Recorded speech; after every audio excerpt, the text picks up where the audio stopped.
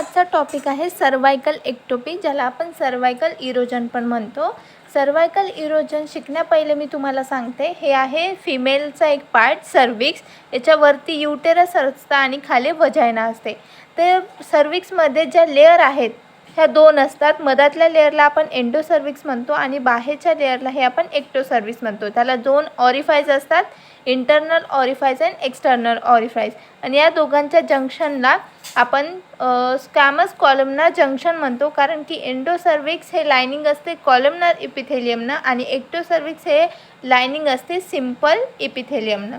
तर एक्टोसर्विक्स आणि एंडोसर्विक्स या दोनाचं रिप्लेसमेंट होणंच म्हणजे सर्वायकल इरोजन होणं. तर डेफिनेशनमध्ये पण तेच आहे की it is a condition where the squamous epithelium of the ectocervix is replaced by columnar epithelium which is continuous with the endocervix. हे जे एंडोसर्विक्स आहे आणि हे जे एक्टोसर्विक्स आहे यामधल्या दोन्हीच्या इपिथेलियममध्ये रिप्लेसमेंट होणं त्यालाच आपण सर्वायकल इरोजन असं म्हणतो. त्यानंतर हे it is a not ulcer. यामध्ये अल्सर फॉर्म होत नाहीत, फक्त आपल्या इपिथेलियमचं रिप्लेसमेंट होतं. त्यानंतर आपण इटिओलॉजी बघूया. दोन असतात, कंजेनायटल आणि ॲक्वायर्ड. कंजेनायटलमध्ये ॲट बर्थ टाईमला 1/3 केसेसमध्ये होतं आणि ॲक्वायर्ड म्हणजे एक तर हार्मोनल चेंजेसमुळे किंवा इन्फेक्शनमुळे. हार्मोनल चेंजेसमध्ये कसं, जेव्हा आपल्या फिमेल बॉडीमध्ये इस्ट्रोजनचं लेवल हे सगळ्यात जास्त वाढतं त्यामुळे आपल्याला सर्वायकल एक्टोपी होऊ शकते. आणि इन्फेक्शन म्हणजे क्रॉनिक सर्वायसायटिस. सर्वासायटिस मीन्स ज्याच्यामध्ये खूप सारे टिश्यू एकत्र येऊन एक सिस्ट फॉर्म करतात आणि त्याचं इन्फेक्शन आपल्याला होतं. त्यानंतर पॅथोजेनेसिस. पॅथोजेनेसिसमध्ये मी आत्ता सांगलं या दोघांच्या जंक्शनला आपण स्क्वॅमो कॉलमनार जंक्शन असं म्हणतो. पण हे जंक्शन जेव्हा एक्सटर्नल ओरिफाईजमध्ये हळूहळू खाली यायला लागतं आणि हे जे कॉलमनार इपिथेलियम आहे हे काय करतं, पूर्ण कवर करतं आणि रिप्लेस करतं स्क्वॅमस इपिथेलियमला. त्यानंतर इथंच एक सिंगल लेअर फॉर्म होते ज्याला जे फ्लॅट असते एकदम अशी. हे आपलं स्क्वॅमस इपिथेलियम एक सिंगल लेअर फॉर्म होते पूर्ण अराउंड द आपल्या सर्विक्समध्ये. त्यानंतर पॅपेली फॉर्म होतात आणि फॉलिकल्स पण इथं म्हणजे इथं असे फोल्ड टाईप तयार होतं. त्यानंतर पॅपिलरी फॉर्म होतात आणि ग्लँड्युलर प्रोलिफरेशन होतं. म्हणजे याच्यामध्ये हे आता पूर्ण सर्विक्सचं आहे. हे जे आहे याला मी झूम आऊट केलेलं आहे इथं.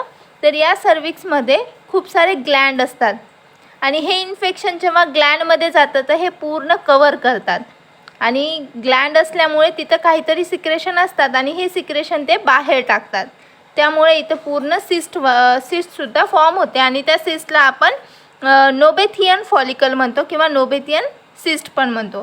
त्यानंतर हे सगळं झाल्यानंतर प्रोसेस ऑफ हिलिंग, की हे हील कसं होतं, तर सर्वात पहिले SGJ मीन्स स्क्वॅमो कॉलमनार जंक्शन हे काय करतं, जसं पहिले काय होतं तर खाली येत होतं, आता आपल्याला हील करायचं आहे म्हणजे रिपेअर करायचं आहे. आता काय करणार, वरती जाणार आणि जशाच तसं होणार.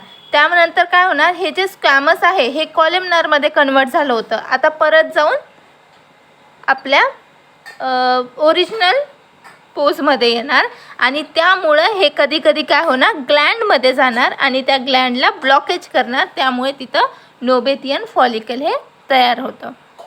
त्यानंतर आपण बघूया क्लिनिकल फीचरमध्ये सिम्पटम.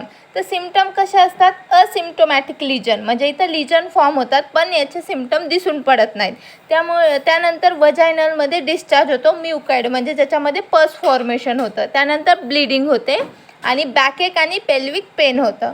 त्यानंतर साईनमध्ये काय आहे तर ब्राईट रेड एरिया, तिथे काय झालं आहे, लिजन फॉर्म झालं आहे त्यामुळे तिथला सगळा एरिया हा कसा होतो, ब्राईट रेड कलरचा.